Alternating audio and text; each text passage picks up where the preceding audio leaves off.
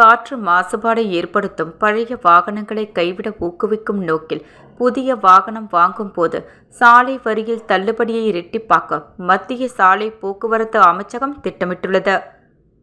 பாரத் 2 வகை பழைய வாகனத்தை உடைப்புக்கு அளித்து புதிய வாகனம் வாங்கினால் தற்போது சாலை வரியில் 25% தள்ளுபடி வழங்கப்படுகிறது.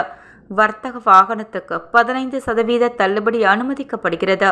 இதை 50% அதிகரிப்பதன் வாயிலாக பழைய வாகனங்களை கைவிட மேலும் பலர் முன்வருவர் என சாலை போக்குவரத்து அமைச்சகம் கருதுகிறது. பாரத் 2 வகை மற்றும் அதற்கு முந்தைய தனிநபர் வர்த்தக வாகனங்களை மாற்றி புதிய வாகனம் வாங்குவோருக்கு ஒரு முறை செலுத்தும் சாலை வரியில் 50% தள்ளுபடி வழங்குவதற்கான வரைவு அறிக்கையை கடந்த 24ஆம் தேதி அமைச்சகம் வெளியிட்டு உள்ளது. பழைய வாகன உடைப்புக்கு தற்போது 17 மாநிலங்களில் மொத்தம் 60 மையங்கள் செயல்படுகின்றன.